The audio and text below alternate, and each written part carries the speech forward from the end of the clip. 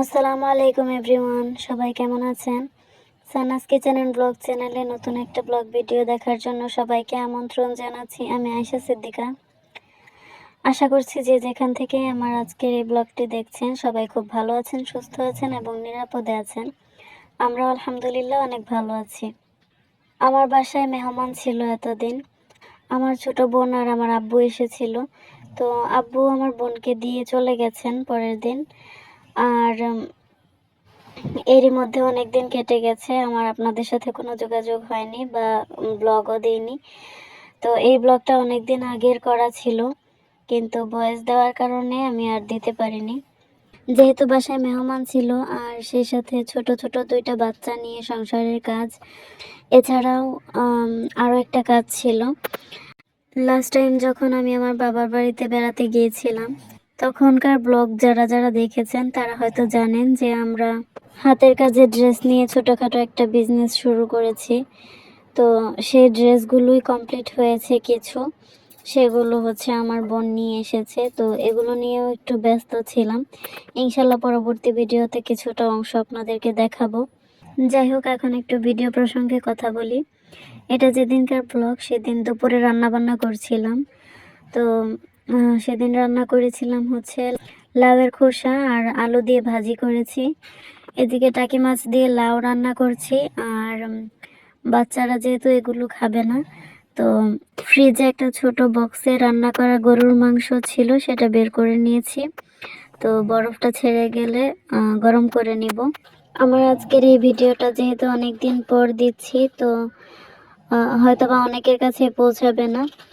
তো যারা আমার ভিডিওতে ক্লিক করেছেন, আপনাদের কাছে রিকোয়েস্ট থাকবে প্লিজ অবশ্যই আমার ভিডিওতে একটা লাইক দিয়ে কন্টিনিউ করবেন। আপনার ছোট্ট একটা লাইক আমার ভিডিওটাকে অনেকজনের কাছে পৌঁছাতে সাহায্য করবে। আর আজকে আমার ভয়েসের সাথে অনেক এক্সট্রা সাউন্ড আসতে পারে, প্লিজ সবাই ক্ষমা সুন্দর দৃষ্টিতে দেখবেন। যারা আজকে প্রথম আমার ভিডিও দেখছেন, তো তাদেরকে উদ্দেশ্য করে বলছি, যদি আমার ভিডিওটি ভালো লেগে থাকে তাহলে এই ধরনের ভিডিও আরও দেখতে চাইলে আমার চ্যানেলটিকে সাবস্ক্রাইব করে পাশে থাকা বেল বাটনে ক্লিক করে অল অপশনটি সিলেক্ট করে রাখবেন। এতে করে আমি ভিডিও ছাড়ার সাথে সাথে আপনার কাছে নোটিফিকেশন পৌঁছে যাবে। এই তো কথা বলতে বলতে আমি দুপুরের খাবার রেডি করে ফেলেছি। এখন সবাই একসাথে দুপুরের খাবার খাবো। এই তো এটা হচ্ছে সন্ধ্যার পরে আমি একটু নাস্তা বানাচ্ছিলাম।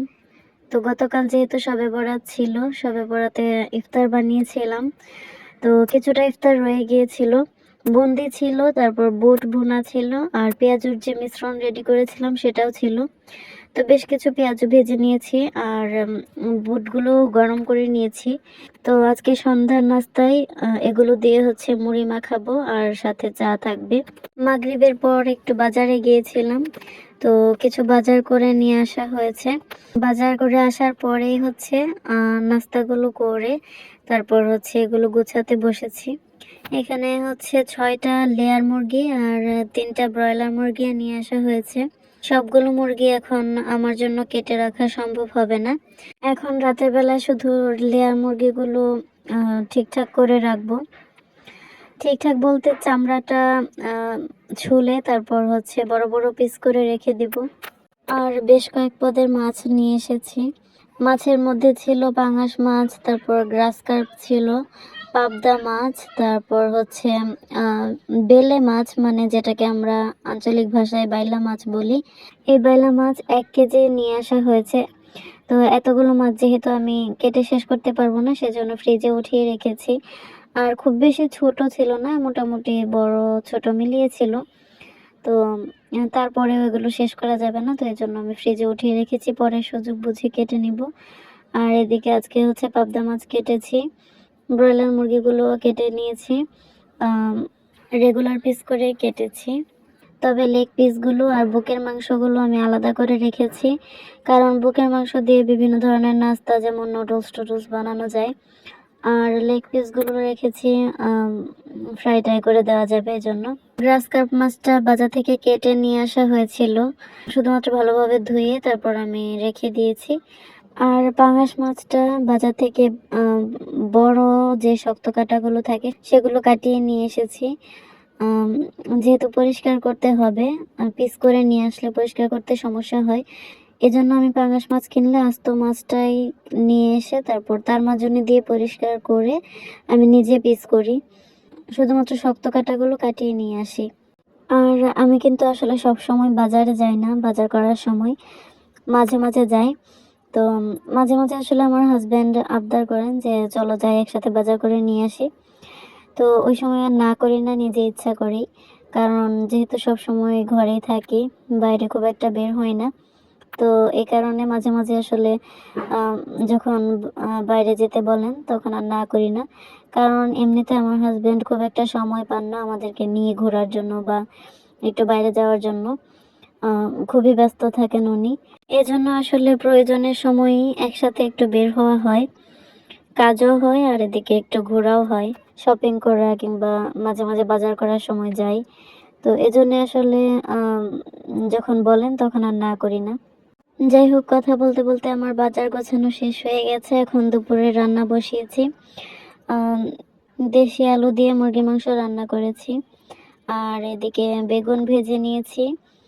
আর গতকাল যে লাউয়ের খোসা ভাজি করেছিলাম সেটা কিছুটা রয়ে গিয়েছিল। আর পাতলা করে মসুরের ডাল রান্না করেছি। এইভাবে বেগুন ভাজিটা আমার কাছে খুবই ভালো লাগে। আমার মনে হয় এই বেগুন ভাজি থাকলে এটা দিয়েই খাওয়া হয়ে যায়। তো কিছু কিছু খাবার আছে আসলে শীতের মধ্যেই খেতে ভালো লাগে। যেমন এই সাইজের বেগুনগুলো কিন্তু শীতের মধ্যেই পাওয়া যায়। পরে পাওয়া গেলেও খুব একটা ভালো হয় না।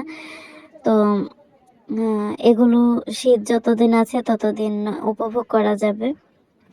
আর আমার হাজব্যান্ডের এইভাবে পছন্দ না। উনার হচ্ছে বেসনে চুবিয়ে ভাজি করলে বেগুনি আরকি, ওটাই পছন্দ বেশি। আজকের ভিডিওটা আপনাদের কাছে কেমন লাগলো অবশ্যই কমেন্টের মাধ্যমে জানাতে ভুলবেন না। আজকের মতো এখানে ভিডিওটা শেষ করছি। সবাই ভালো থাকবেন, সুস্থ থাকবেন, আমাদের জন্য দোয়া করবেন। আল্লাহ হাফেজ। আসসালামু আলাইকুম।